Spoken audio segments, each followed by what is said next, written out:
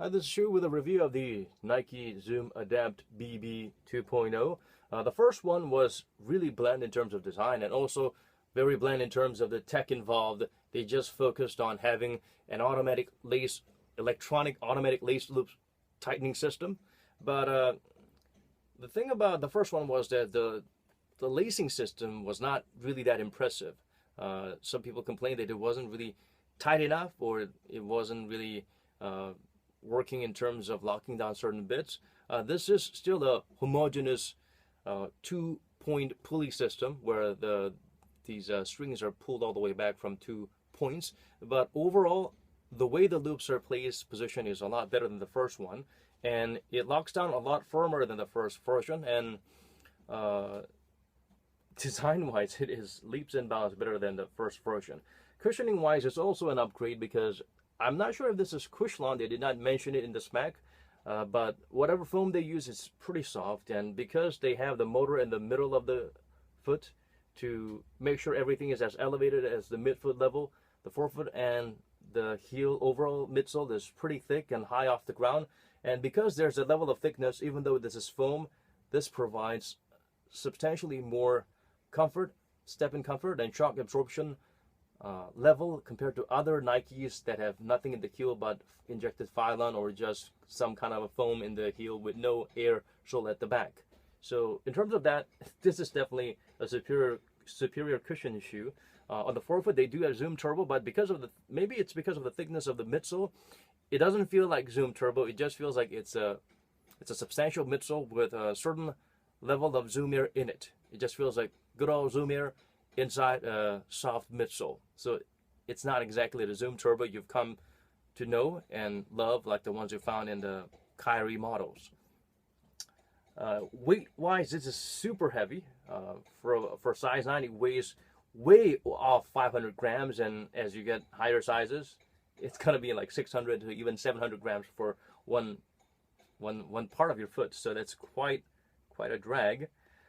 Another problem I have with this is that the buttons are here on the lateral side instead of the medial side.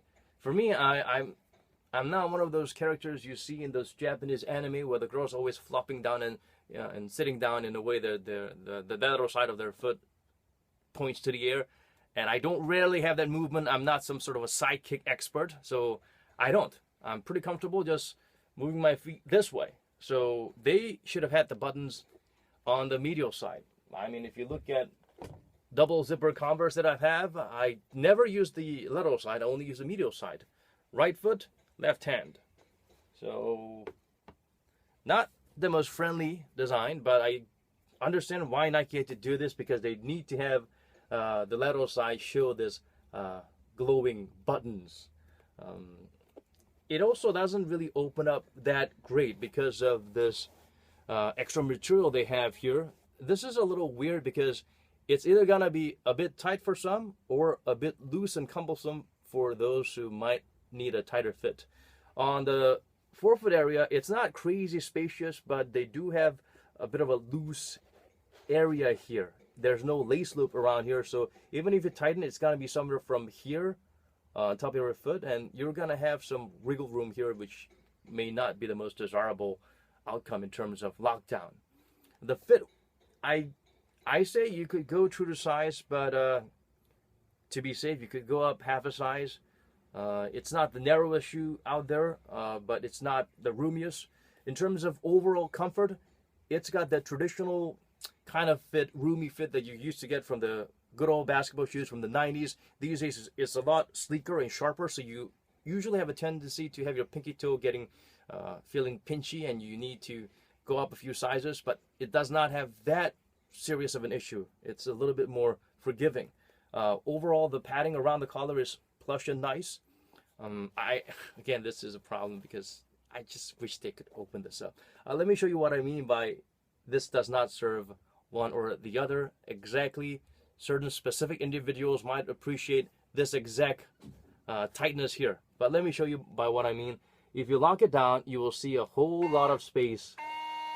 You'll see a whole lot of space forming on that part. Oh yeah, here we go. The shoe is locked up, And look at this space. Look at all this space. Who is this for? It just baffles me. So yeah, as you can tell, the lockdown is unnecessarily tight, so it really goes all the way instead of somewhat of a mediocre level of lockdown that you have in the initial Adapt BB. But yeah, again, wish they had more opening space here. The outrigger is very substantial. Even though the shoe is high off the ground, its outrigger is really solid. This whole rubber chunk gets the job done. It's not soft and flimsy like certain designs where they have that fatal issues. What can I say about it?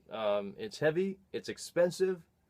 For the battery life, apparently they last about 14 days without charging, so you don't have to worry about getting out of the house and checking if you have enough batteries. You can actually hook it up to an app and find out how much battery each side has. You can also customize the fit so that at a press of a button you get the exact fit that you've made sure the shoe remember and recorded. So that's quite a nice little touch there.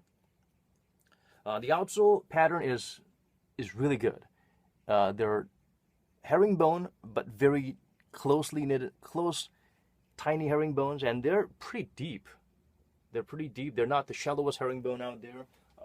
So it's kind of like a better version of the Jordan 34 herringbone, which is also pretty good in itself. But this is actually, groove is deeper, blades are longer, and it's tighter. So the traction is really good in these. I can't get over the fact that this is such a beautiful pair of shoe. I also can't get over the fact that it's such an expensive pair of shoe. We're just paying for this little motor here. I mean, it's a nice little innovation, but it's so heavy, and the entry and exit point is locked down for no reason here. Cushioning is really nice for walking around, or if you're a really big person who needs some maximum level of cushioning. So this is a very well cushioned shoe, but not exactly the best basketball shoe because it's a little bit high off the ground. It's not exactly low profile or mid profile. I would even call it high profile in terms of the thickness of the midsole.